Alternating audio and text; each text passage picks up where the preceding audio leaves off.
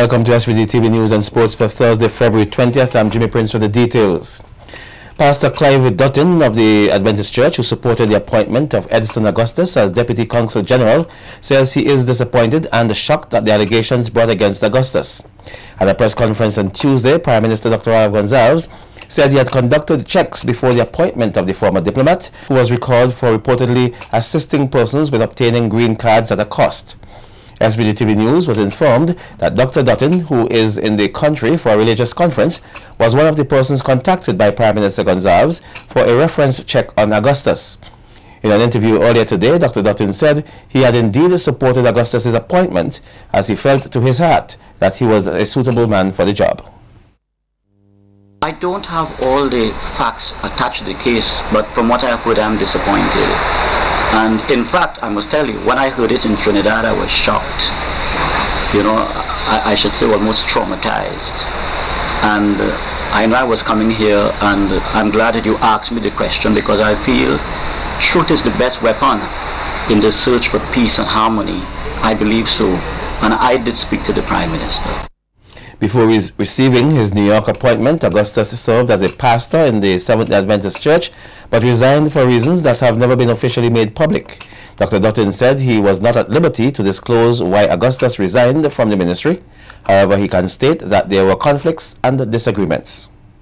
To come here as judge, jury, and executioner on the local body here, I would say, and I'm speaking for myself now, I think it's an extremely traumatic period for the church locally here, and also for us regionally.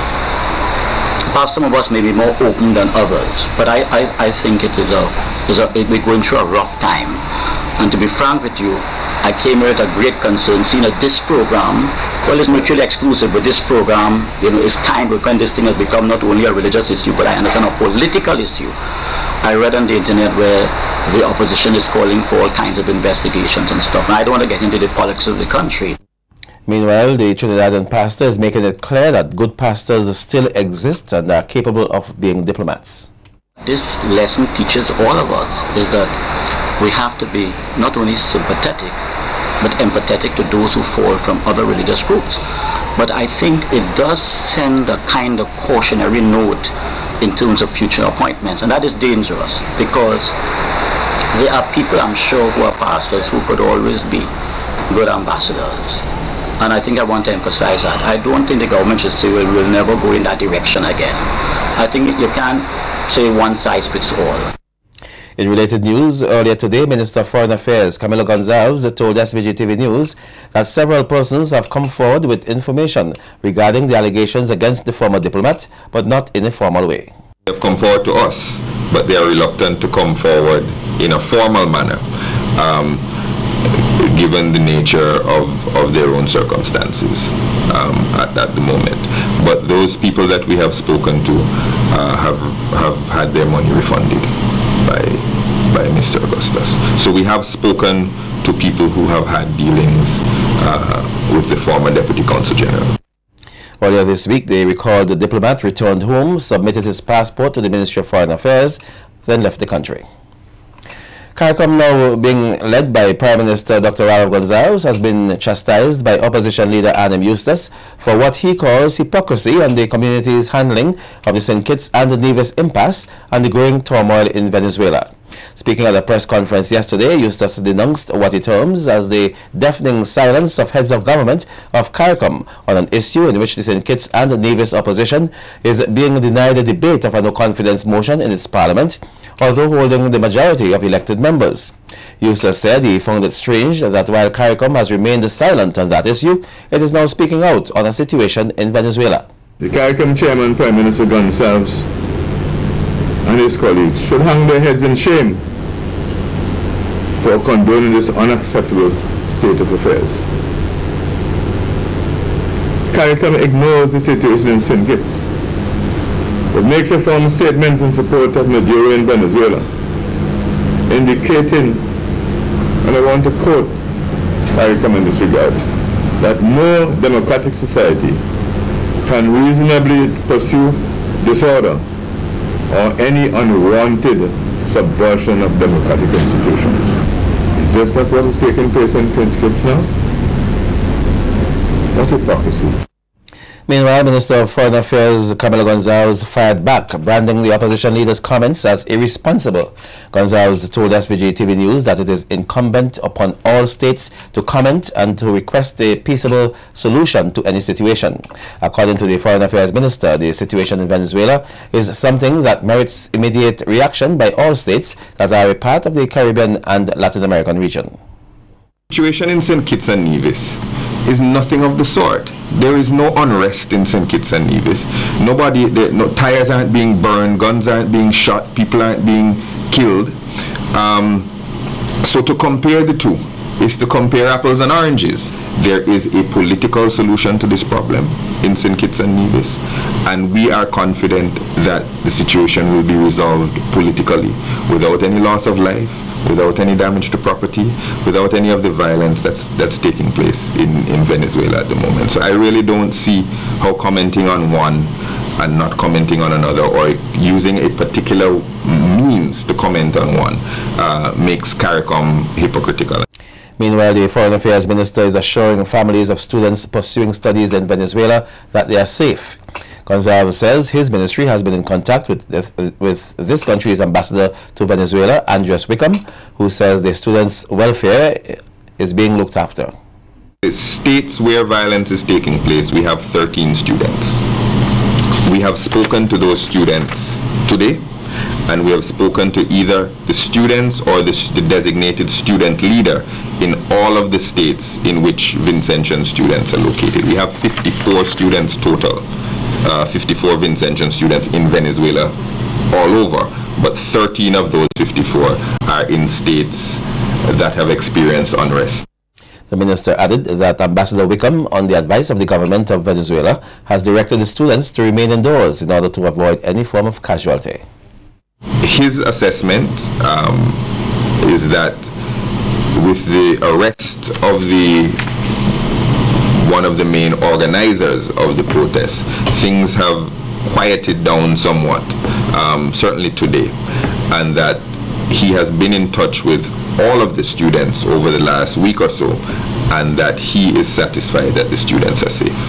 Meanwhile, the Venezuela Vincentian Friendship Association, VENFIFA, in a statement expressed concern with what has been taking place in Venezuela and condemned the use of violence. It states that the use of violence on the streets to provoke intervention for the overthrow of the legally and constitutionally elected government cannot be condoned.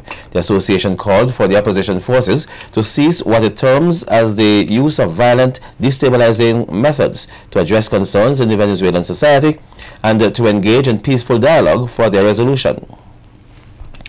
In other news, here at home, we hear that some 1,500 farmers reportedly attended 30 meetings on Tuesday afternoon across the country to discuss the $6 million credit facility, which seeks to develop the agriculture sector here. Minister of Agriculture Saboto Caesar reported that at the meetings, extension officers were on hand to provide information to the farmers as well as to assist them in filling the required forms to access the credit from the established Farmers Credit Company. Minister Caesar said the national conversation will continue throughout the lending process. The money is from the credit facility provided from a grant by Petro-Caribe. Local OAS office on board again for the Arnhim Phenomenal Woman Conference, with organizers hoping for a bigger success this year. More stories on the local scene when we come back. Stay with us.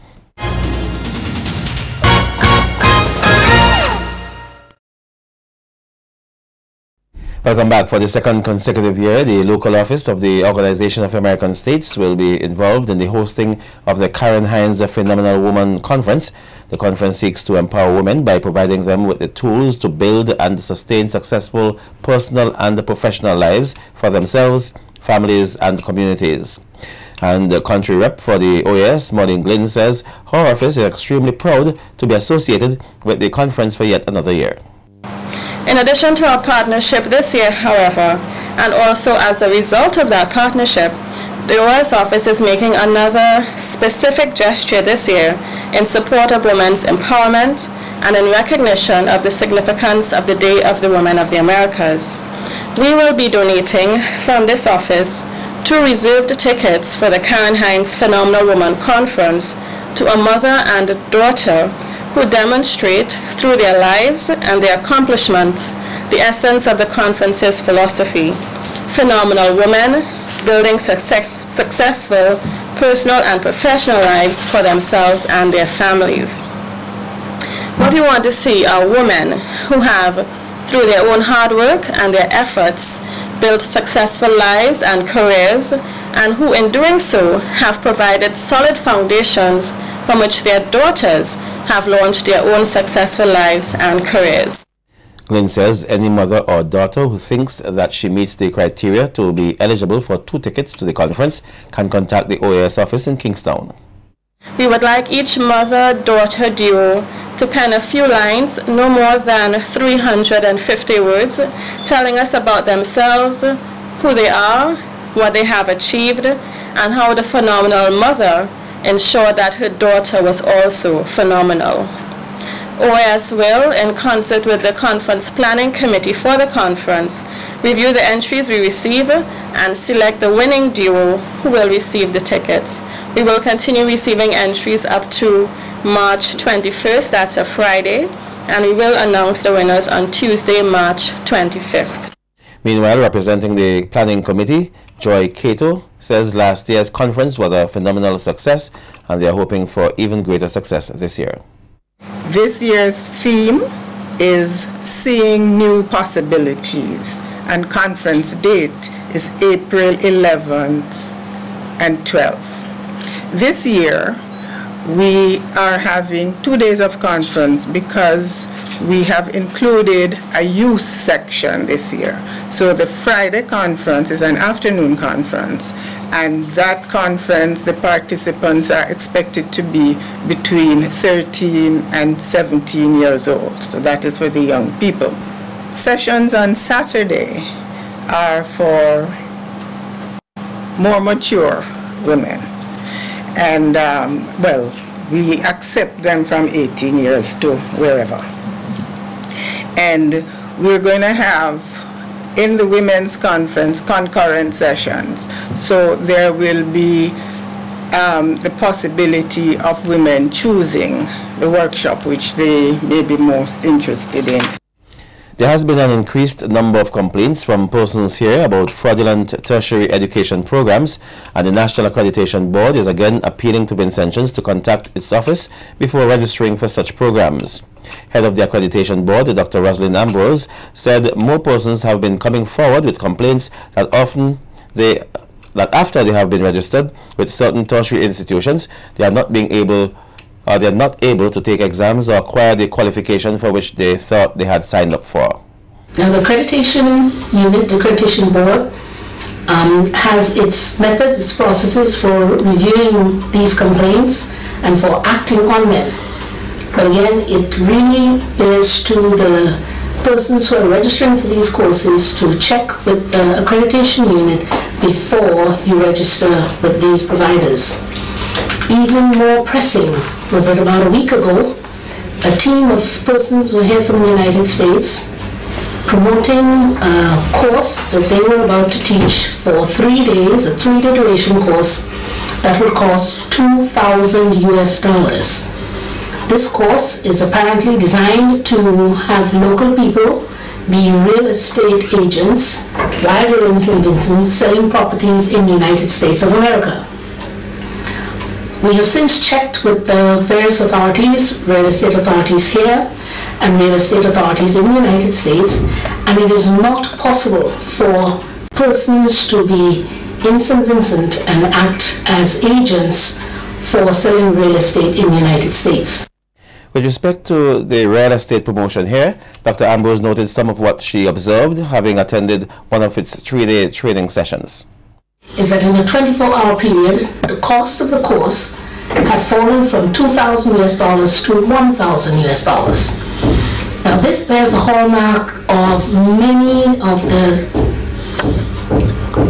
operations that are going about collecting monies from unsuspecting individuals, because the sales pitch is one that is very curious and very alluring, so that it sounds like really good information and a good way to make money. We'd like to say to our general public, please beware. Do not register for any adult education courses for which you have not cleared with the accreditation board or accreditation unit as to whether these are really authentic and these are not scams. In other news now, a 6-week garment construction workshop is currently underway at the Doris Mackey Learning Resource Center. It is being hosted by the Adult and Continuing Education Program in the Ministry of Education. The training focuses on providing the participants with the necessary skills to create their own clothing and also for sale. Zonal Coordinator Leroy says he expects that the participants will make good use of the training. After leaving here, I expect you all to be in a cooperative or you do your own sewing so that you can move from one level to another level. You will come here without that skill and you will depart here with a skill that you can use to make money and also for your own self-development in terms of doing things for your children, making a nice suit to go, whether it's wedding or party, so that will save you some income. Because you know these days clothing is very expensive. So you were able to save that money you would have been spending on garment. So you could save that money to do something else. Senior Education Officer with responsibility for adult education, Zan George, says their philosophy is to empower persons who did not have the opportunity to pursue their education. We see ourselves as the lead agent in St. Vincent and the Grenadines to give access to individuals outside of the formal system.